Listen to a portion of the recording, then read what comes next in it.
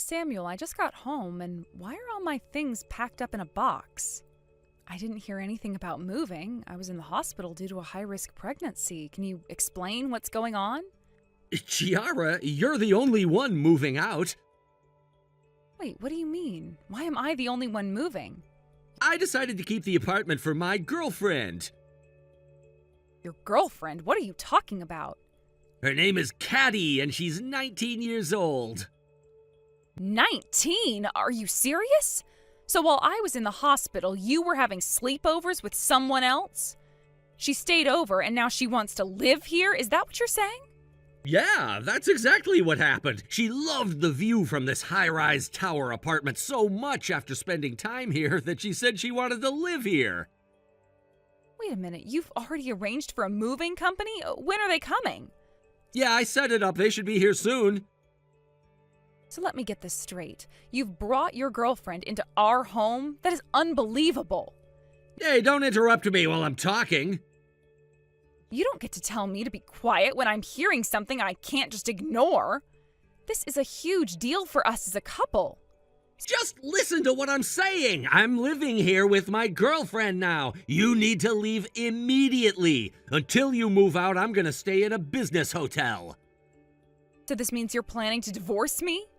Yeah, I guess that's what it comes down to. So please, just go ahead and file for divorce. You think it's that simple? I am pregnant with your child. I just got out of the hospital after a serious health scare, and you're telling me that you've been cheating on me and now you want me to move out? What is this? It's not like I wanted to hurt you, but I'd rather live with Caddy than with you. So just hurry up and get out. If you don't leave, Caddy won't be able to move in. You see me as just a problem to be solved? You think I'm just in the way of your happiness? Yes, that's right. You're just an obstacle standing in the way of our love. All right. I see how it is. The obstacle will be out of your way then. Wait, you're actually agreeing to this? What do you think I'm supposed to do? You want me to stick around while you're making plans for your new life with someone else? About the divorce papers, what are you gonna do? From the sounds of it, you haven't even prepared them. Is that right? Oh, well, just write your name on them and leave them in the mailbox. I'll fill out my part and submit them to the office. I also need to pick up the marriage certificate with Caddy. I see. Sounds like you've thought all this through. The movers are here, I guess? Oh, yeah, that's right. I should let Caddy know right away. Just so you know, I'm not going to be the one who's left without consequences. You're about to find out just how serious this all is.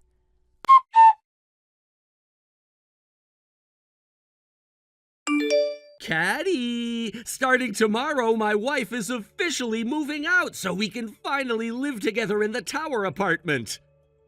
Oh, really? Oh, that's amazing! I made sure to clear out my wife's room completely so it's all ready for you. Thank you so much. I asked for that room and you made it happen so quickly. You want me to help you with your packing? No, that's okay. I'm in the final stages of getting everything sorted. Actually, I might have already canceled my lease on my current apartment, so I'm fully committed to moving. Wow, that's really fast. I just can't wait to move into your tower apartment. Oh, Caddy, you really care about me that much? Of course, I'm really looking forward to it. I'll show up bright and early tomorrow morning to surprise you. Sounds great. I guess that means I should take a day off work so I could be there to welcome you. Wow, you're really going to take a day off just for me? Oh, that's so sweet. Once I arrive, we can have some fun in that amazing room with the stunning view. I can't wait to cuddle up with you there. Absolutely, I can't wait to see you. I'm really excited about you moving in and all the time we'll get to spend together. I've been dreaming about this day. The thought of living together, waking up next to you every morning, it's just so perfect. And I promise to make sure you have everything you need to feel at home. I want you to love living here as much as I do. I'm sure I will. Just being with you makes me feel so happy. I can already picture us decorating the place together, filling it with our memories. Exactly. We can create our own little world. Plus, I think the view from the apartment will be a perfect backdrop for our new life together. Yes, I can't wait to see that view every day. It's going to be our special place. I'll be counting down the hours until you arrive. It feels like a dream come true. Me too. Tomorrow's going to be the start of something amazing for us. I'm so ready for this new chapter in our lives. See you in the morning. See you soon. I'm counting down the minutes.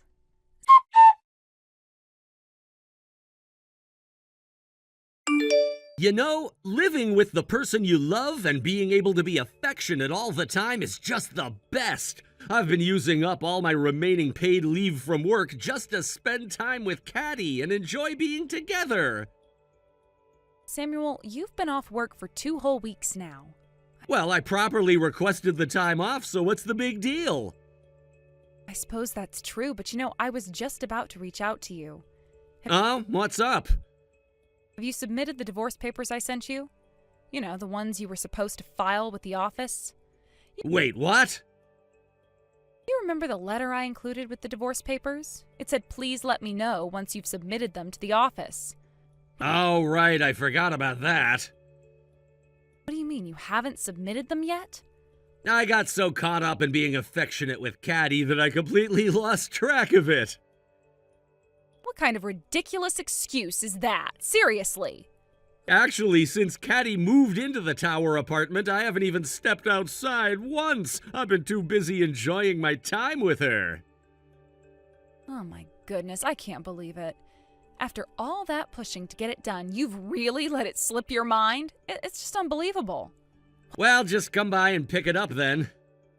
What? You want me to come over right now?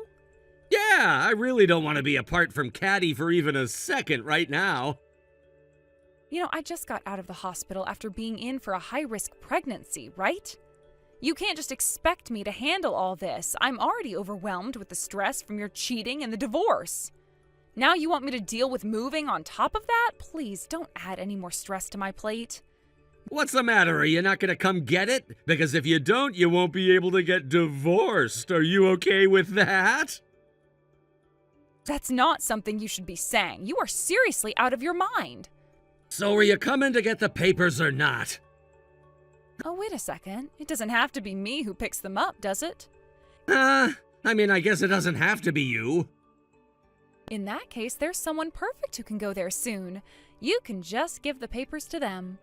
Oh, really? That sounds good. And I just got a message from Caddy asking for our 3rd round of affection today, so I have to go. Wow, it's like you're completely obsessed. I can't even process how you've turned into this person. What can I say? It's just been so nice spending time with her that I'm kind of in a daze right now. It's hard to focus on anything else.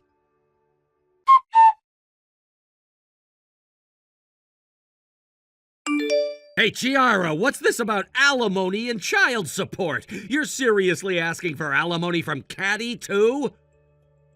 You've heard all about it from your lawyer, haven't you? No matter how much I hear, I can't accept it. I know you're jealous of the love that Caddy and I share, but this is just pathetic. Oh, come on. The common understanding is that the person who cheated has to pay alimony to the person who was cheated on. And it's also completely reasonable for child support to be paid when a divorce occurs. That's just how it works. Caddy and I are genuinely in love. At this point, you're the one who's become my cheating partner, so if anyone should be paying alimony, it should be you. Just so you know, the lawyer is still here. Yeah, I know. He just went to the restroom and is currently texting me. Listen, you two seem to be living in some kind of fantasy world, completely unaware of your current situation. I've actually asked the lawyer to explain everything to you in detail until you finally understand. What? You're eager to marry your beloved Katie, right? Then you need to settle your responsibilities properly for betraying me. Get this sorted out cleanly and quickly. But I never thought it would cost this much to get a divorce. It's ridiculous that you're whining about something that is completely normal when getting divorced. What do you mean by that? I'm saying you need to take responsibility for your actions without making a fuss. It's really not that hard to understand. All I want is to marry Caddy! You need to accept the reality that you're trying to throw away something that is much more significant than just me. What do you mean? What you're trying to throw away isn't just me. You're also trying to abandon our child who is about to be born. That's the lowest thing a father can do, and you should never forget that. I didn't mean to! You need to face the truth. Being a father means taking responsibility for your actions, even if it's hard. You're choosing to prioritize your relationship with Katie over your own child and me. That's an awful decision. But I thought we could figure something out. Figuring something out means facing the consequences of your actions. You can't just run away from your responsibilities because you've found someone new. It doesn't work that way. It's just so complicated. Life is complicated, but that doesn't excuse abandoning your responsibilities.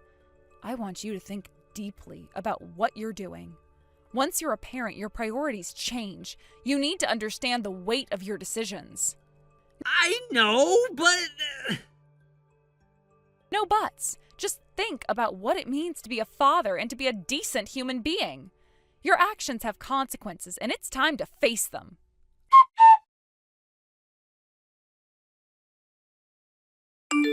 I've transferred the alimony and child support. You don't need to keep contacting me about it. I've been informed through my lawyer. Damn it! I ended up borrowing money from my parents because of this! Your parents told me they apologized for you. They even took money from their hard-earned retirement savings to help you out.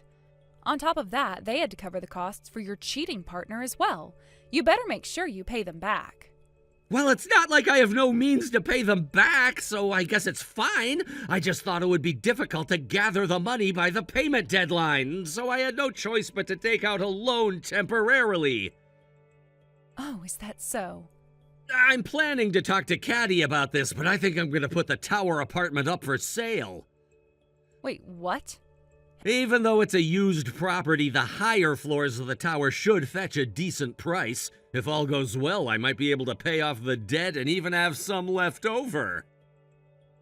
Have you lost your mind? What do you mean? That apartment is a rental, you know. Huh? They have rentals in a tower like that? Of course they do. Why do you think you've been living there all this time? I thought you could only buy apartments in a tower. I assumed you bought it, and that since we got married, it would automatically belong to me as your husband. How could you have such mistaken belief? Wait, what? Why did I think that? You always act on your baseless assumptions and unreliable instincts. Anyway, it's a rental. Plus, it's in my name. What? You moved into the apartment I was living in before we got married. That means you don't have any right to sell it. And since we're getting a divorce, you can't live there anymore either. Wait! Well, you could continue living there if you change the lease into your name. But by the way, how much is the rent? It's $5,200 a month. 5,200? That's almost 3 times my monthly income. There's no way I can afford that. You haven't forgotten that I run a business with my best friend, right? Sure, I'm on maternity leave right now, but I have enough income to cover the rent on my own. Wait, what? You had a baby? I should mention that I successfully gave birth 3 days ago. Oh. But don't think you'll have any visitation rights. Once the child grows up, don't try to get involved in their life. Hey, Chiara, we should really reconsider this divorce. What? You're leaving me without a place to live. Well, I canceled the lease on that apartment. What? Why would you do that? We're not officially divorced yet. You can't just make that decision. Actually, we are divorced. I intended to submit the divorce papers as soon as I confirmed the transfer of alimony and child support. Now that I have confirmation, my mom went to the office on my behalf to submit the divorce papers. You just did that? Yes, I just got the notification that our divorce was finalized about 10 minutes ago. 10 minutes ago? So as of now, we are no longer together. There's still a month before the move-out date for the tower apartment, but you have no right to stay there now that we're no longer a couple. You have to leave within 3 days. What? How can you say that? I've already explained the situation to the management company. If you don't vacate the premises within 3 days, they will call the police. The police? If you understand, then please hurry up and leave. What am I supposed to tell Caddy? That's not my problem. Damn it!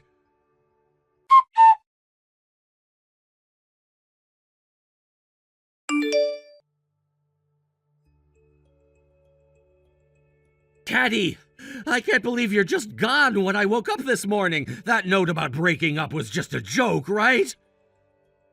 Shut up, you old man. Wait, what? I was so excited to finally be living in the tower apartment, but then I find out it's actually in your ex-wife's name. And on top of that, your income is only a third of hers because you're just a temp. How can you not even know that as her husband? Your head is way too empty.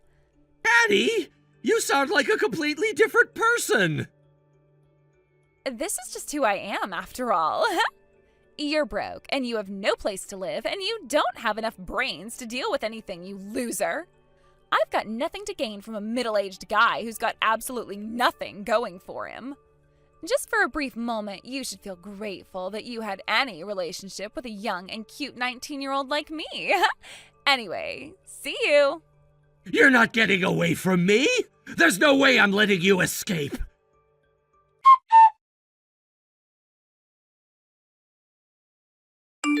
Although he sometimes seemed a bit lacking in intelligence, there was something endearing about that.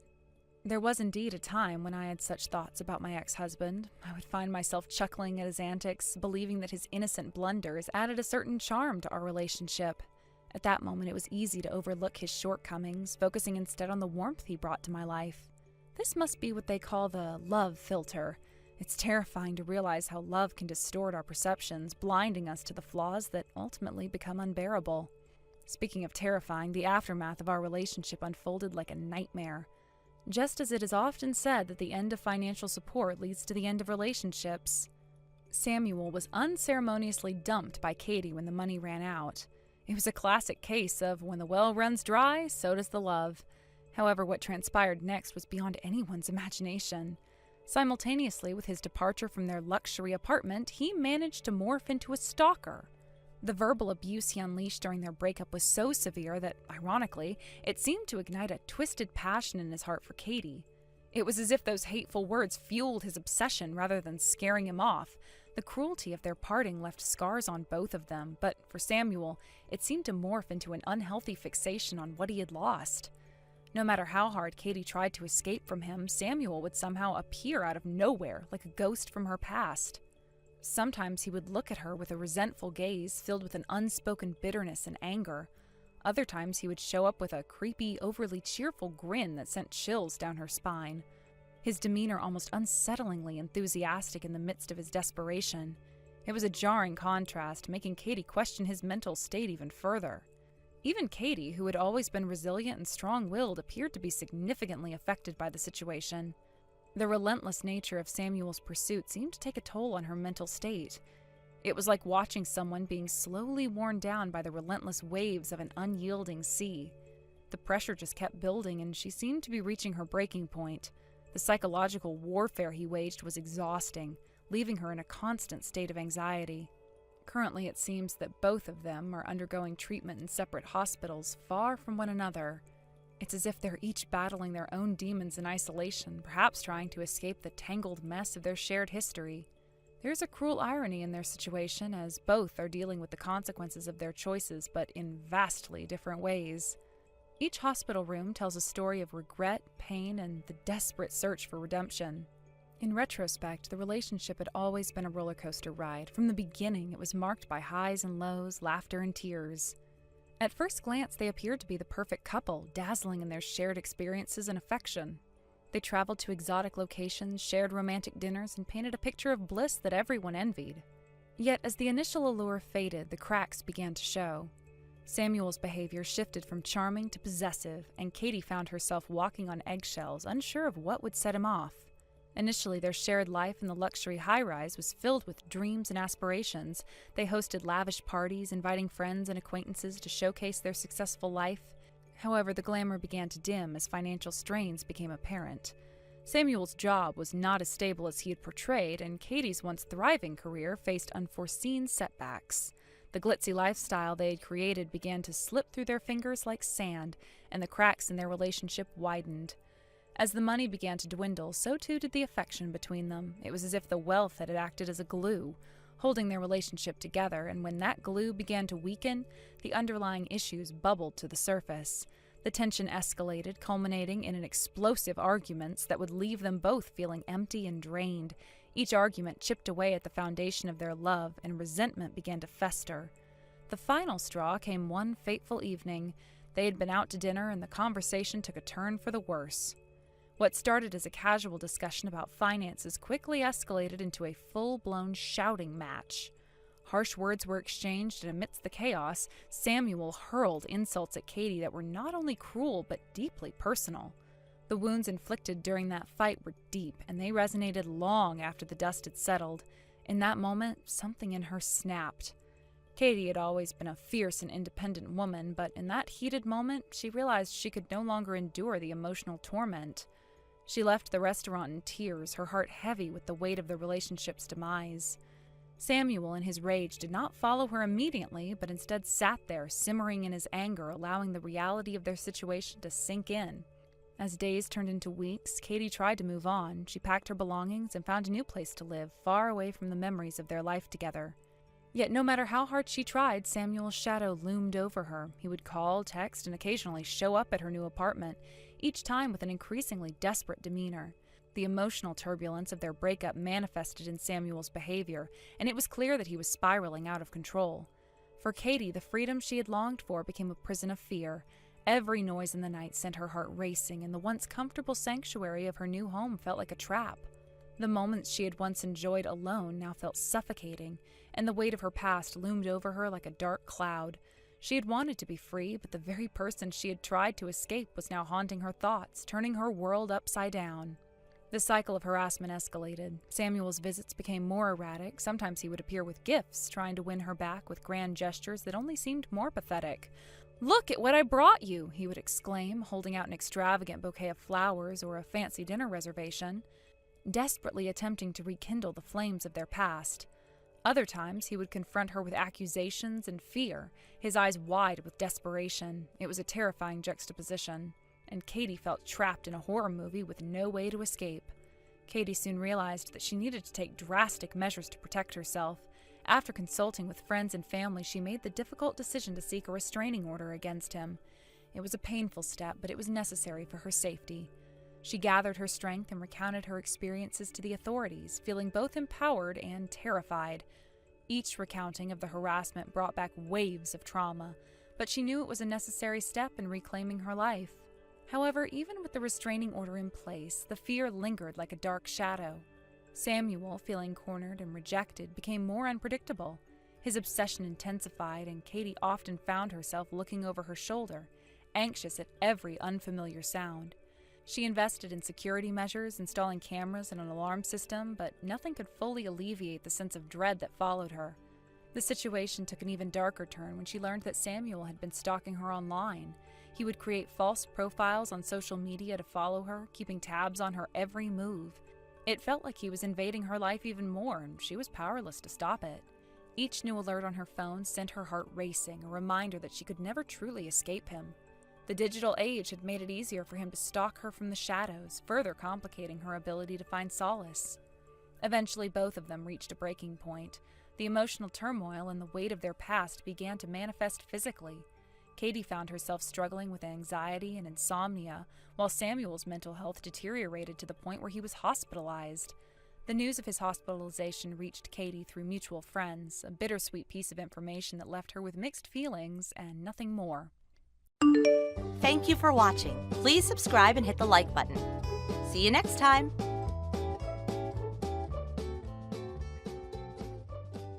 What on earth is going on here? wandering around during the day again. As your husband's mother, I am appalled.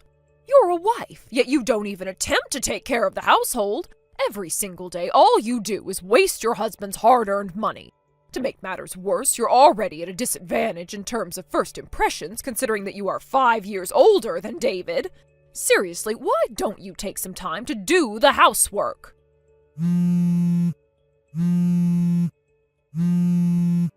Samantha! You're just out there having fun, so you need to respond to my messages immediately. Ignoring the messages from your husband's mother is absolutely unacceptable. Do you understand? I am currently at work, though. What? I've told you countless times, but I'm not a housewife. I have a job. I go out almost every day during the week because I'm going to the office. After I return home, I handle the housework and I take care of the more detailed tasks on my days off. Honestly, it's been 3 months since we started living together, so can't you at least try to remember my job and how I manage my daily life? I've remembered your schedule, which is why I'm cautioning you. Listen, you need to hurry home and do the housework. You have responsibilities as a wife. You need to take them seriously. I have a meeting coming up right now. What? I have preparations to make, so please excuse me. What do you mean you have a meeting?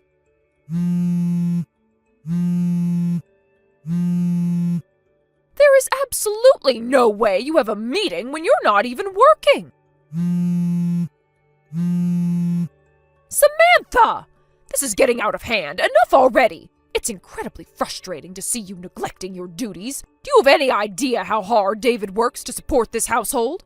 And yet here you are, spending your days frolicking around instead of taking care of the responsibilities that come with being a wife. If you spent even half the time on household chores that you do gallivanting around town, this home would be in much better shape. How can you expect to earn my respect when you won't even acknowledge the importance of your role? It's infuriating. You need to understand that a marriage involves mutual responsibilities, and right now, you're failing miserably in yours. You say you're busy with work, but do you really think that justifies your behavior? You need to prioritize this family and your duties at home. You may be busy, but that's no excuse for neglecting the home you share with my son. We expect you to be a partner, not just someone who's living here without contributing anything meaningful. Can't you see how your actions are affecting everyone around you? You must change your attitude, or I assure you, this will lead to major problems in your marriage. I really hope you reflect on this and take it seriously.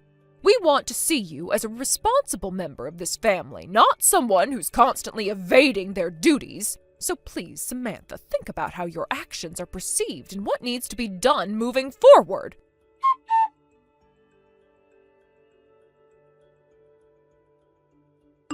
David, do you have a moment to talk?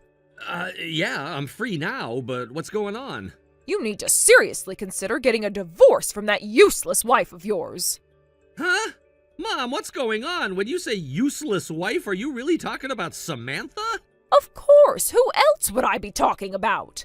That woman is out there playing while you're working hard, sweating away to support the family. It's outrageous to think that even now, at this very moment, she's off having fun instead of contributing to the household. What? Just earlier today, I sent her a message telling her to hurry home and take care of the housework. Do you want to know what her response was? She said she had a meeting! A meeting! Can you even believe it? There is absolutely no way that a stay-at-home wife could possibly have a meeting. Well, that's. Actually, I was just having a serious discussion with your father about our future, and we're planning to implement something important. Implement something? What do you mean by that? Now that's a surprise for you. All you have to do is follow our instructions, so don't worry. Oh, and by the way, you might want to consider getting back to work soon. Good luck with that. Oh, okay.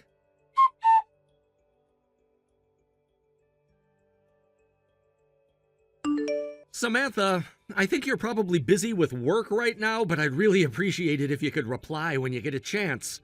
David, what's going on?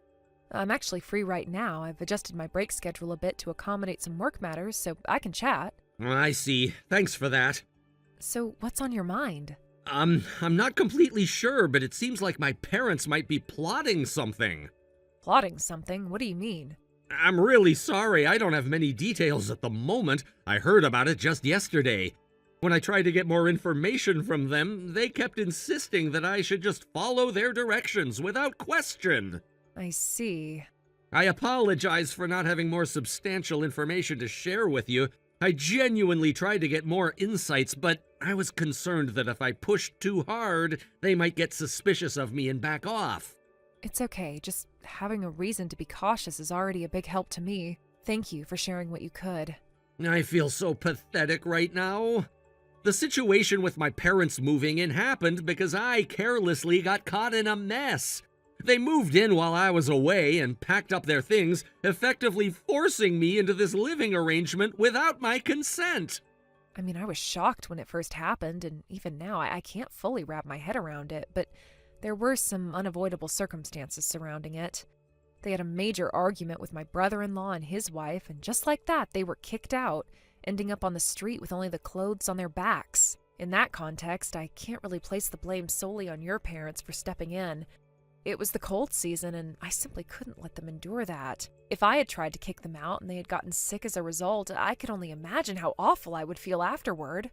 However, I really despise that I find myself being manipulated by those who have no understanding of your work or position. It seems like they never had any intention of trying to understand you from the very beginning. And to top it off, I'm currently relying on you financially. I want to be able to stand next to you with confidence as your partner instead of feeling so dependent on you. David... I want you to tell me if there's anything I can do to help in this situation. Yeah, thank you. So if you get any more information later, please keep me posted. Is that all you're looking for? For now, we can't make any moves without information, can we? If I had to specify, I'd say I want you to be careful, not to let my parents catch on that you're keeping me informed about their plans. Since you aren't being suspected by your mom and dad, I'm confident you can manage that. I see. Okay. In any case, let's take it step by step and do what we can to handle this. All right? Absolutely. I got it.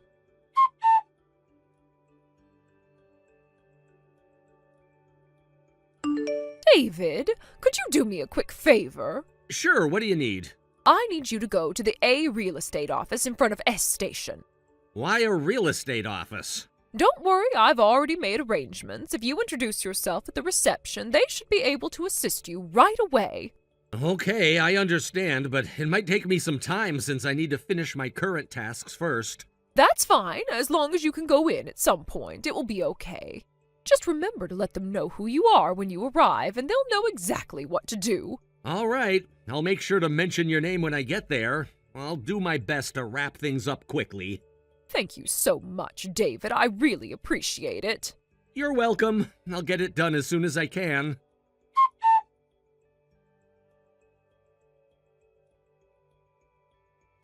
Samantha, this is an urgent situation. David? I know you're probably busy with work, but I need you to come to the A real estate office in front of S station as soon as you can. Are you talking about the branch in front of S station? Yes, that's the one. My mom and dad are thinking about something really dangerous. Dangerous? What do you mean? I can't explain everything right now, but it's important that you come quickly. I'll send you a message with all the details as soon as you're on your way. All right, I understand. I should be able to get there in about 30 minutes. I'm sorry for the sudden request, but I really need your help.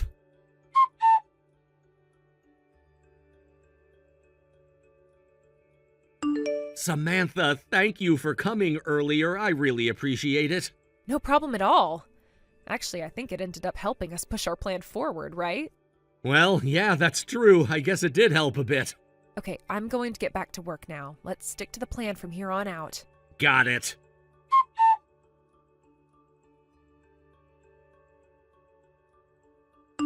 Mom, I've finished the procedures on my end. Thanks for your hard work, David. Were you surprised? Yeah, that was quite the shocker. I know, right? Originally, my plan was to complete the paperwork just with Dad and then let you know afterward as a surprise. But they told me that any contract-related documents require the person's consent, so I had to inform you. That makes sense. It's important to avoid any legal issues. If you didn't follow the rules, it could lead to serious trouble. Oh no, is that true? I'm glad we found out in advance. By the way, I'll arrange for the moving company for the big day as well. Oh, really? I have a friend in the moving business, so I think I can get a good deal. Well, in that case, should I leave it to you? Definitely. I've got this covered, so you don't have to worry about a thing.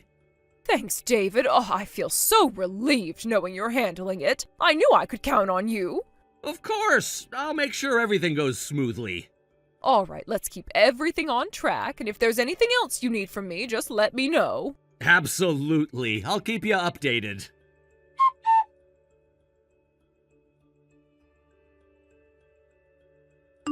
Samantha, you should be on your way home by now, right? I'll be arriving soon. Is there something you need? Well, even when you get back, you won't be able to get inside. That's because I've already terminated the lease on that house. What? David took care of all the paperwork for me. What exactly are you trying to say? Samantha, you're going to divorce David. I don't think I need to explain the reasons, but since you're living off him, he has decided to move without you. The son of an elite family doesn't want to be tied down to a lazy wife like you anymore. Huh? A move and a divorce? Did David actually say he wants a divorce? You don't even need to ask that. I can tell. Wow, that's quite impressive. By the way, where are you now? I'm in the car heading to our new place. A friend of David's who runs a moving company is helping us out by providing transportation, in addition to handling the moving of our belongings. I see. That's interesting. Just out of curiosity, do you know where you're headed? Of course! We're heading to the beautiful new house that David rented for us. A beautiful new house, huh? That's great to hear. So does that mean you're returning your husband who earns $1 a day? Huh? $1 a day? Well, if David really wants to divorce me, that's what it implies. Listen, Samantha, please keep your jokes to yourself. There's no way that David, who's an executive at his company, would earn just $1 a day. Don't say something silly like he's unemployed and living on an allowance of just $1. Oh, wow, you are right on target with that one. Huh? David is currently unemployed. What? He left his previous job because it was a pretty tough environment and I had to make him quit for his health. Right now, he's attending a school to obtain a national qualification. He takes his lunch with him and buys a paper bag of vegetable juice that costs less than $1 every day, which I give him at the beginning of the month. Just so you know, this is all by his own choice, so I'm not forcing him to do anything. Samantha, enough with the nonsense! David is an executive who supports us! Actually, that's my role. What? You didn't believe me even when I introduced myself at the time of our marriage, did you? On the contrary, you interpreted it as if David only decided to marry me because he became an executive. I just can't understand how you could think that way. I even told you that if you checked the executive list on the W Company website, you would see my name there, but now it seems like you've never looked at it even once, right? Well, You might have been skeptical at first, but David and I have been in a committed relationship. I supported him through his journey to become an executive, and I made sacrifices for him along the way. You see, it's not easy for anyone to balance work and personal life, especially in such a demanding role. But now it seems that all of that has been disregarded in your eyes, as if my efforts mean nothing. Do you even realize the sacrifices I made for this family? I mean, David and I had to endure challenges that came our way, and we faced adversity together. You should understand that just because he's not working right now doesn't diminish his worth or the contributions he's made to our family. In fact, his decision to pursue a qualification shows his dedication to creating a better future for us. It's hard to believe you think so little of him. It's easy to say those things when you're not the one dealing with the day-to-day struggles. Look, I don't expect you to understand everything, but at least show some respect for his efforts. This isn't just about money, it's about values and support. If David has decided to take a break to better himself, that's commendable. It means he's taking charge of his life and working towards a goal that will ultimately benefit all of us. Honestly, you should be more supportive and encouraging him, rather than belittling his choices. After all, we're all in this together, and family means being there for one another. But instead, you choose to criticize and make judgments without fully understanding the situation. You're quick to jump to conclusions without considering the bigger picture.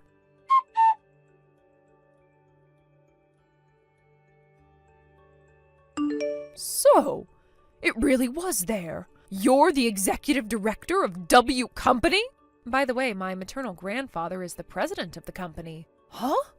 So then, does that mean the living expenses since we started cohabitating weren't actually paid by David? Yes, that's correct. I've been covering all the costs, including those for your unemployed father-in-law and yourself.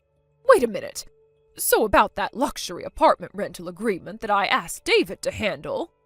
Regarding that, just before the contract was finalized, he called me in to discuss the situation, and we decided to forego the luxury apartment contract in favor of renting a different apartment. What? A different one? I'm talking about the new place where David and I will be living. What? What are you talking about? David was supposed to move in with us. David is traveling separately in his own car, isn't he? Yes, he should be following us closely. Wait, he's not here? What? We're on the highway. The luxury apartment we were going to contract is supposed to be in the same state. You just realized that now, huh? What is going on here? Right now the vehicle you're in is a black minivan, isn't it? Yes, but... That vehicle belongs to a civil engineering company called Oniwa Group. Oniwa Group? I feel like I've heard of that. Please inform your father-in-law as well. Both of you will be moving into the company housing provided by Oniwa Group. What? Your father-in-law's brother, your brother-in-law, will be living right next door. My brother-in-law? I thought I recognized the name Oniwa Group. It turns out it was your brother-in-law's workplace. He's actually an uncle to David, but I've heard that in his younger days he was quite the wild one. Thanks to the excellent employee training at Oniwa Group, he's transformed from being a rowdy troublemaker known for causing injuries during his antics into a well-respected, charismatic figure who is loved by his subordinates. That's not just charismatic, it's annoying! I can't believe I have to live near someone like that and, on top of it all, work in the same place! But it's a good thing. It's not good! Well, you don't have anywhere else to stay, do you? Isn't it better than wandering the streets unemployed? That's true, but if we cohabitate in your new place... Oh, absolutely not. What? Then I'll be here waiting for David to arrive while I start meditating. Wait! Excuse me. Samantha, wait!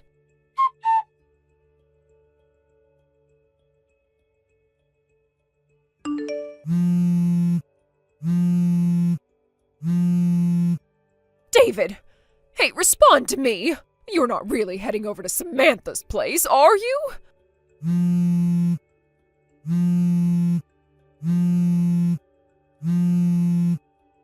David!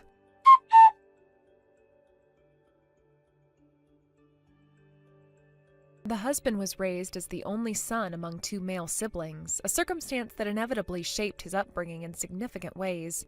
He was excessively doted on by his parents, a situation that led him to develop into the kind of good boy who could never defy their wishes or expectations. This environment fostered a sense of obligation within him, creating a long-standing bond with his parents that began to feel more like a curse than a blessing. The expectations they placed upon him were immense, and he felt a constant pressure to maintain the image of the perfect son. This deeply ingrained sense of duty, cultivated over many years, created the sort of emotional bondage that seemed to overshadow every aspect of his life. It wasn't until he encountered me, a representative from a business partner, that he began to see things differently. The reality of his situation was slowly dawning upon him, and our meeting marked a pivotal moment in his life, leading us to where we are now in this complicated yet hopeful journey of self-discovery. After years of living under the suffocating weight of his parents' expectations, David has finally reached a turning point in his life. The moment of liberation that he has longed for has finally arrived. He successfully obtained a national qualification, an achievement that many would consider significant and indicative of a promising future. Since then, he's been diligently working at his new job, a role that not only challenges him, but also empowers him to explore his potential and capabilities in ways he had never imagined. This new chapter in his life marks a shift, not only in his career, but also in his personal growth and development as an individual. However, with the arrival of this new job comes the inevitable challenge of dealing with his in-laws, who are an ever-present source of concern. They embody the kind of overbearing parental figures that can easily undermine one's self-esteem and autonomy. I can vividly recall a recent incident that encapsulated the essence of this issue perfectly. Picture this: a luxury black van, sleek and imposing, pulls up with a sense of urgency and authority. My heart raced as I felt an overwhelming wave of tension sweep over me, an anxiety that was palpable in the air. I felt compelled to confront them, boldly shouting for them to turn back right away. Despite my bravado, a glance around revealed that I was encircled by a group of remarkably strong employees, all of whom seemed to have muscles rippling beneath their shirts, casting an intimidating shadow over me. The sight of these imposing figures surrounding me made my heart drop. My confidence was quickly eroding under their scrutiny, and I felt incredibly vulnerable in that moment. At that moment, reality sank in. The gravity of my predicament was becoming clearer, and my initial bravado began to fade. Instead of feeling empowered by my outburst, I found myself flustered and overwhelmed, almost as if I was caught in a surreal nightmare. The realization of being cornered hit me hard, leading to a flurry of anxious thoughts. I was awash with embarrassment and a sense of defeat, shrinking into myself and letting out a soft sigh of resignation. I felt like I was facing a daunting mountain that seemed insurmountable, with no clear path forward. It took a moment, but it seemed that David and I were both beginning to comprehend the seriousness of our situation. Our precious bravado was fading away, replaced by a sobering understanding of our current circumstances. David's parents, who had always loomed large in his life, were finally making their presence felt in a way that was hard to ignore. Following the confrontation, they seemed to quiet down, and we could only hope that this marked a turning point in their approach. As we transitioned from that tense moment, we ultimately found ourselves entering company housing. The atmosphere was heavy with the weight of what had just transpired, yet there was an undercurrent of hope and resilience that began to bubble to the surface. In this new living arrangement, David was finally able to confront the very issues that had held him captive for so long. It was a time for reflection, growth, and ultimately, transformation. The combination of strict yet loving education that he was now receiving was crucial in helping him break free from the emotional chains that had bound him. It was clear that he was undergoing a transformation, albeit a painful one. He was gradually being molded into a more resilient version of himself, one that could stand tall against the pressures that had previously defined him. The idea of being toughened up was more than just a saying, it was becoming his reality.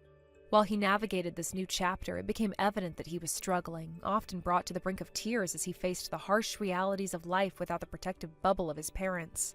But this struggle was necessary. It was a trial by fire, a way to reshape his character and instill a sense of determination that had been lacking for so long. Each day was a test of his resolve, pushing him to dig deep and find the inner strength he never knew he had. It was a daunting challenge, but one that was essential for his personal growth. I could see the changes in him, not just in his demeanor, but also in the way he approached challenges. The man who once cowered in the shadow of his parents was slowly emerging from that shell, albeit with great effort.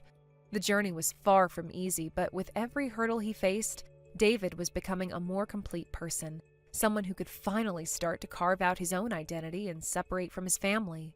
The education he was receiving was strict, designed to instill discipline and a sense of accountability. Yet there was an undeniable element of love woven through it all. It was this blend of rigor and affection that would eventually help him break free from the emotional chains that had bound him for years. The concept of tough love became a guiding principle in his transformation. David was learning that while it was important to have love and support, it was equally vital to understand the value of hard work and perseverance. As he began to embrace this newfound philosophy, I could sense a shift in his confidence. The once timid man was starting to stand a little taller, his shoulders squaring as he faced the world. No longer was he just the boy who did everything his parents wanted. He was becoming a man capable of making his own decisions and asserting his own will. With each passing day, he was building a foundation for a life that he could truly call his own. While the journey was still ongoing, I was optimistic about where it would lead him.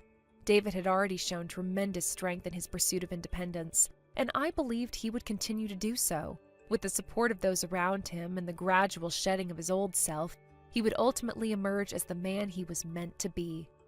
Thank you for watching and listening. We hope you enjoyed the video. Don't forget to like this video and subscribe. Also, feel free to leave a comment about what you thought of the story. We look forward to seeing you at the next story. Thank you for watching. Please subscribe and hit the like button. See you next time.